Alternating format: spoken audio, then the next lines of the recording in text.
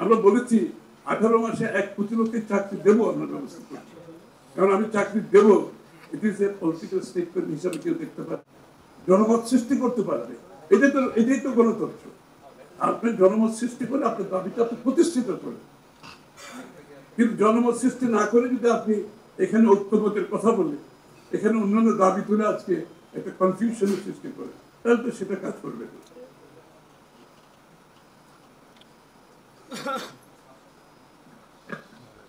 আমি বক্তব্য দীর্ঘায়িত করছি না, আমার মনে হয় অনেক বক্তব্য হয়েছে। আমি যেটা আমরা প্রস্তাব করবো সেটা বাংলাদেশের মানুষ এর বাইরেও জানতে চাচ্ছে যে তাদের জন্য কি আছে আগামী বাংলাদেশে।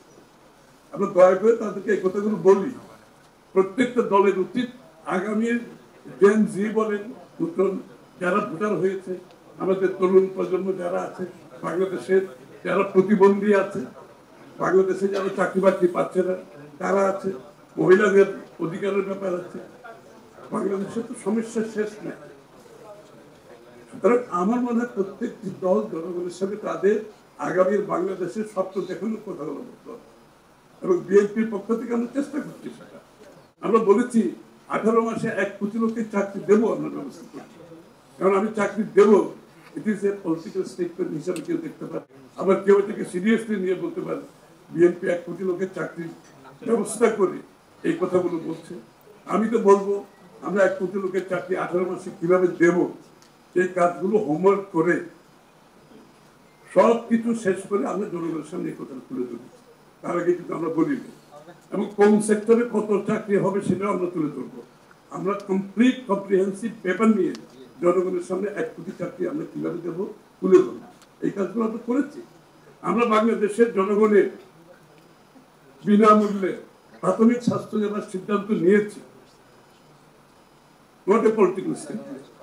আমরা সিদ্ধান্ত নিয়েছি, এবং এই জনগণের প্রাথমিক শিক্ষা সেবা কিভাবে দেব, এটার অর্থনৈতিক যে কার্যকর ভাবে কিভাবে করবো সেটাও আমরা হোমওয়ার্ক করেছি, করে বলতেছি বাংলাদেশের প্রত্যেকটি নাগরিককে আমরা বিনামূল্যে প্রাথমিক স্বাস্থ্য সেবা ইনশাআল্লাহ আগামী দিনে দেওয়ার সিদ্ধান্ত নিয়েছি, এবং এটার ইকোনমিক্স কি হবে সেটাও আমরা সিদ্ধান্ত নিয়েছি। বাংলাদেশের অর্থনীতিতে যে বিপর্যয় ঘটছে সেখান থেকে বের হওয়ার জন্য আমাদের ক্যাপিটাল মার্কেট কি হবে, ফাইন্যান্সিয়াল সেক্টর কি হবে, আমাদের বিনিয়োগ কিভাবে হবে, দেশি বিনিয়োগ কি হবে, বিদেশি বিনিয়োগ কিভাবে হবে, এটাও আমরা কাজ করেছি। এবং ইতিমধ্যে আমরা বিভিন্ন স্টেক হোল্ডারের সাথে দেশের বাইরে আমরা কাজগুলো সম্পন্ন করেছি। কারণ আপনি ক্ষমতায় যদি জনগণ নির্বাচিত করেন, ওই দিন থেকে যদি আপনি কাজ শুরু করেন, এই ধৈর্য বাংলাদেশের মানুষের এখন আপনাকে একটি কম সময়ের মধ্যে 100 days 180 days আজকাল তো দেশ এটা গ্লোবালি এগুলো কতগুলো বিষয় হয়ে দাঁড়িয়েছে। সুতরাং আপনাকে ডে 1 থেকে যদি পারফর্ম করতে হয় আপনাকে এখন থেকে প্রস্তুতি নিতে হবে।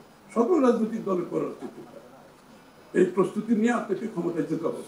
তা আমরা তো জনগণের যে বাংলাদেশের বিগত 15-16 বছরের মানুষের আজকে ব্যবসাকে, তুমি যেটা বলেছে বিএনপি স্লোগান কি, শুধু রাজনীতিকে গণতন্ত্রায়ন করলে তো চলবে, আপনি অর্থনীতিকে গণতন্ত্রায়ন করতে হবে। অর্থাৎ বাংলাদেশের মানুষ রাজনীতিতে যেভাবে level playing field equal access পাবে, অর্থনীতিতে ইকুয়াল অ্যাক্সেস সবাইকে পেতে হবে, সবার জন্য লেভেল প্লেইং ফিল্ড থাকতে হবে। বাংলাদেশের উন্নয়নে, বাংলাদেশের অর্থনৈতিক কর্মকাণ্ডে বাংলাদেশের প্রত্যেকটি মানুষ যাতে অংশগ্রহণ করতে পারে চাচ্ছি নাগরিক অধিকার আমাকে নিশ্চিত করতে হবে। সো গণতন্ত্রায়ন অর্থ শুধুমাত্র রাজনীতিতে করলে চলবে না, আপনাকে অর্থনীতিতে করতে হবে। আমরা একটু আগে একটা স্পোর্টসের প্রোগ্রামে একটা সুইমিং কম্পিটিশন থেকে আসতেছি, আমি ওখানে দেখলাম প্রচুর জনসমাগম। ওই যে সুইমিং কম্পিটিশন আমাদের ঢাকা উত্তর বিএনপি নর্থে করেছিল, জিয়া রহমান সাহেবের মাজারের সামনে যে লেকটা আছে পরিষ্কার করা হয়েছে।